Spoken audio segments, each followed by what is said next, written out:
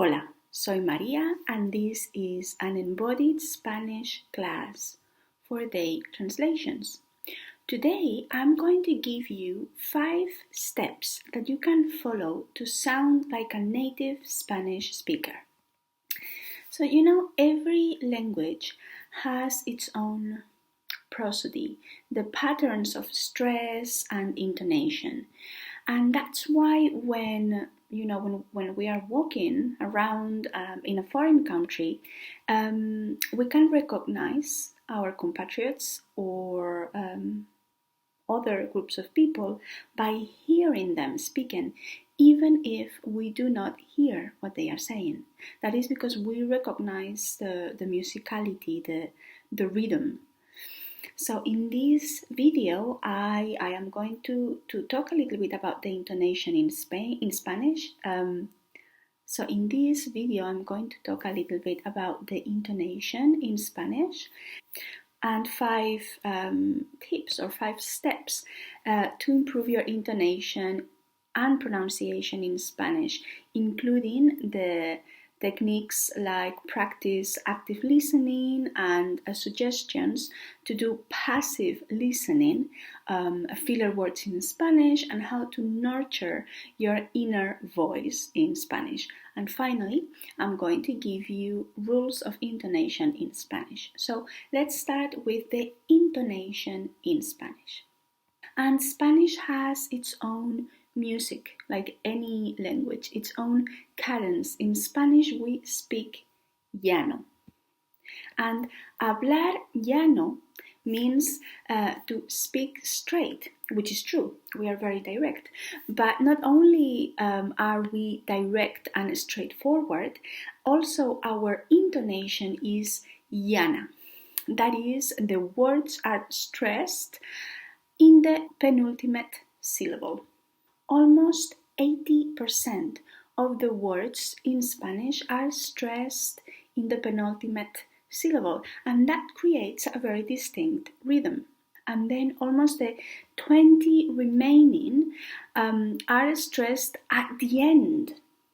So there is just a miserable 2% of words that are stressed in the antepenultimate syllable, that is the third syllable from the last. So as you can see, the stress in the words in Spanish tend to go towards the end, right?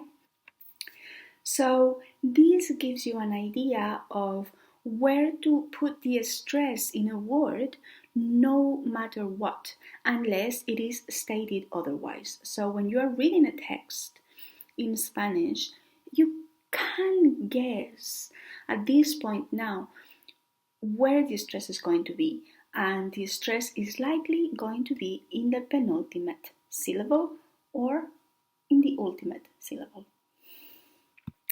Now, how to improve your pronunciation and intonation in Spanish? So number 1, listen. Listen as much as you can. Intersperse moments of passive listening with active listening in Spanish. There is no need to spend hours of active listening, although if you have the energy, by no means, do it, go for it. What works best is being constant with your practice. So let's talk about passive listening. Listening to conversations, TV shows, radio, songs, anything you can find. Listen while driving, on the way to work, while working out, cooking, anytime. As a teacher, though, I can tell you that not all listening is effective in equal manner. Passive listening is super helpful, but it won't make you fluent. That being said, passive listening will help you to learn Spanish native sounding expressions like venga, vamos, come on, or voy yendo, I'm going. It will also help you to get used to the rhythm and intonation. So it is useful, but it's not the only practice. The other practice you need is active listening.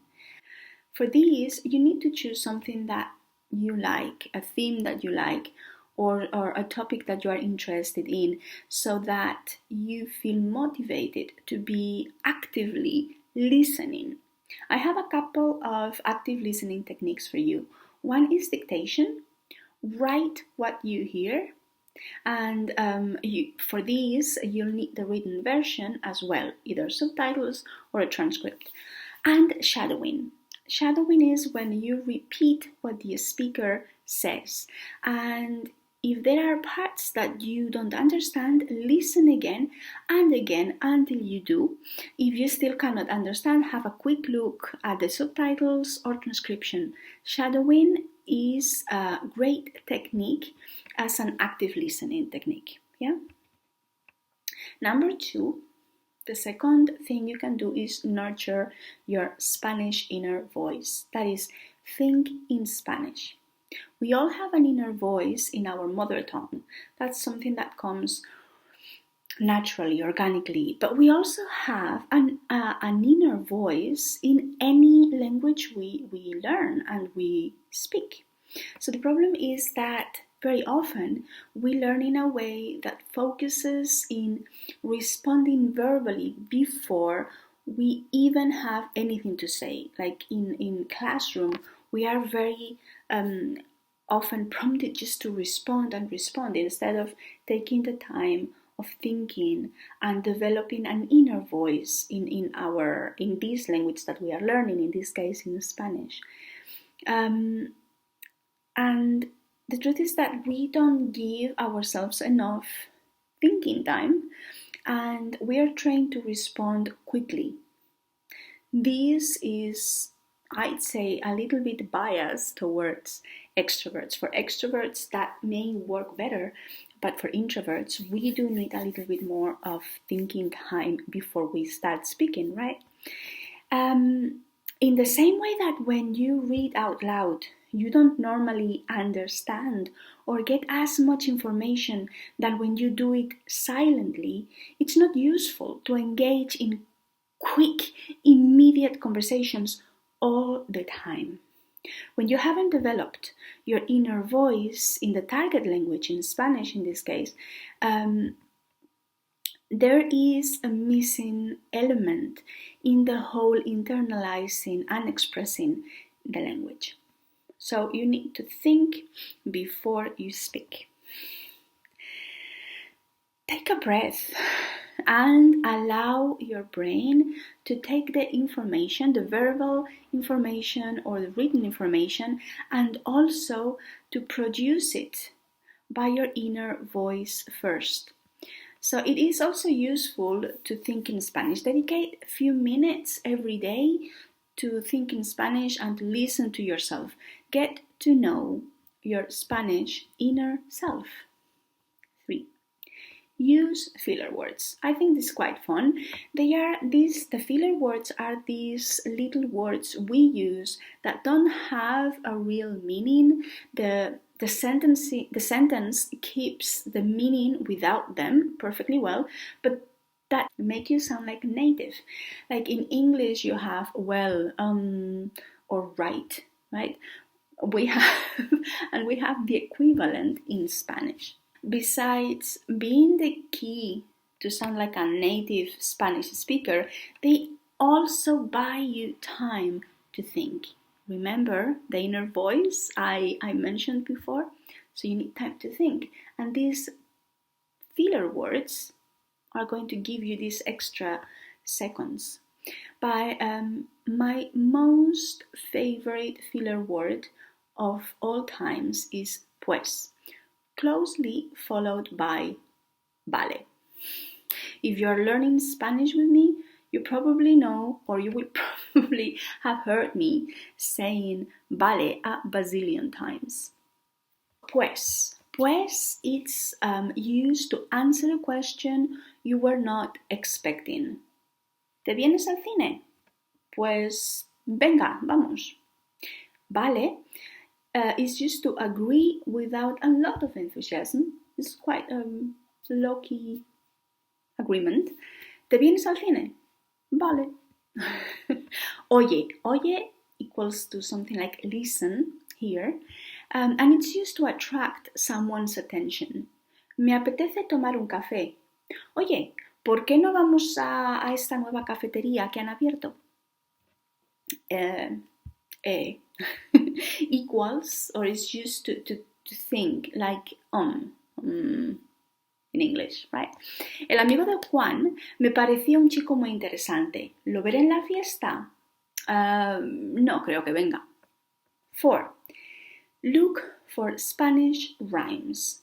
A way to develop your inner voice in Spanish while increasing your vocabulary is to search for rhymes in Spanish. But how do we do that? For example, step 1, pick a word you know and you know how to pronounce. For example, camino, path or way. Step 2, go to a rhyming website for Spanish and type camino. You can search for a consonant rhyme, that is the entire ending, or an assonant rhyme. You can where only the vowels rhyme. And then once you click search, you will be presented with a long list, well, depends on the word, but normally with a long list of words. And all of these words are going to rhyme with camino. For example, pino, or sino, or pingüino, or corvino. You see, and you can start hearing, your brain is just going to start developing this inner voice, followed by a word you already know how to pronounce. Step 3, choose some words that you're attracted to because they look nice, or you're curious about, or you feel they could be useful in your speech. Step 4, read your list of words in your mind. Not out loud yet, just in your mind. Let the visual input tell your inner voice, your brain, how they sound. And in this way, you will be developing your inner voice in Spanish. And listen, in a way, just pay attention to your inner voice several times. And my 5-step or my 5-tip to sound like a native Spanish speaker is identify Spanish rhythm and cadence. Spanish is a syllabic time language. That is, unlike English, which is stress time, every syllable has the same length in Spanish. This, in conjunction with some rolling R's, that's why Spanish may sound to some people like a machine gun. And finally, as I said at the beginning of this video, I'm going to give you rules of intonation in Spanish. I'm going to give you just 3 to make things simple. If the word ends in S, N, or in a vowel, the stress goes in the penultimate syllable. Libros. Libros. This rule is like 80%, more or less 80% of the words in Spanish. If the word ends in any other consonant except S and N, then the stress goes in the last syllable, like señor, señor, the end. And if the word has an accent mark, like this little comma on top of the vowel letters, that means that the stress goes there. So you see that, and then you put the stress there. Like, for example, canción. Canción goes in the last O because it has the accent mark. Or árbol. Árbol.